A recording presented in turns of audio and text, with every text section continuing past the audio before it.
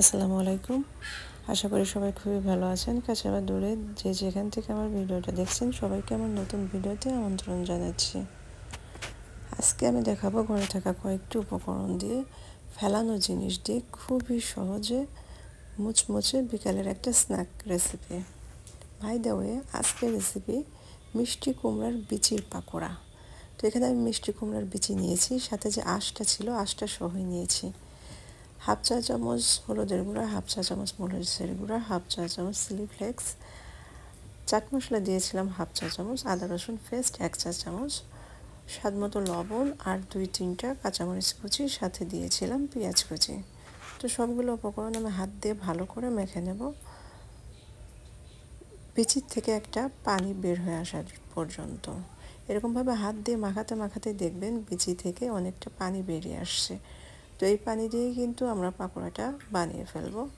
তো এরপরে আর কি এটাকে আঠালো ভাব আনার জন্য দিয়েছিলাম চাউলের গুঁড়ি দিয়ে আবারও ভালো করে মেখে নেব। মাখাতে মাখাতে দেখবেন আঠালো একটা ভাব চলে আসছে।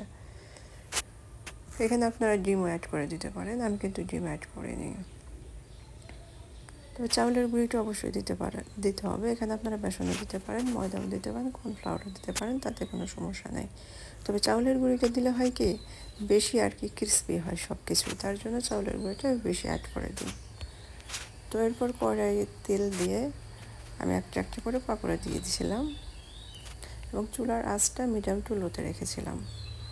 ভাজার কাজগুলো আপনারা যখনই করবেন তখন চুলার আঁচটা মিডিয়াম টু লোতে রাখবেন আর একটু সময় নিয়ে ভাজবেন, দেখবেন অনেক ক্রিস্পি হবে।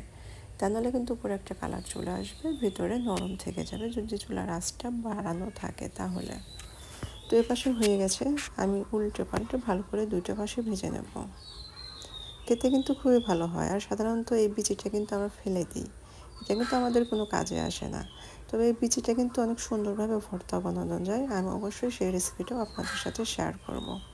তো এরকমভাবে দুইটা পাশে যখন কালার চলে আসছে তখন আমি উঠিয়ে নেব।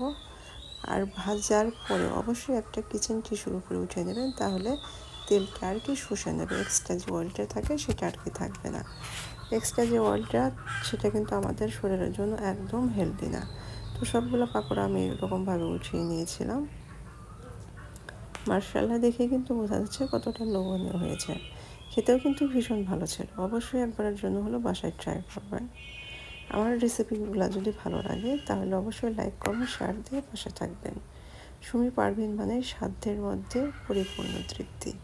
আমি চাই সব ধরনের খাবার সব ধরনের মানুষই উপভোগ করুক, তার জন্য খুব সহজভাবে ঘরোয়া উপকরণ দিয়ে আমি রেসিপিগুলো শেয়ার করি।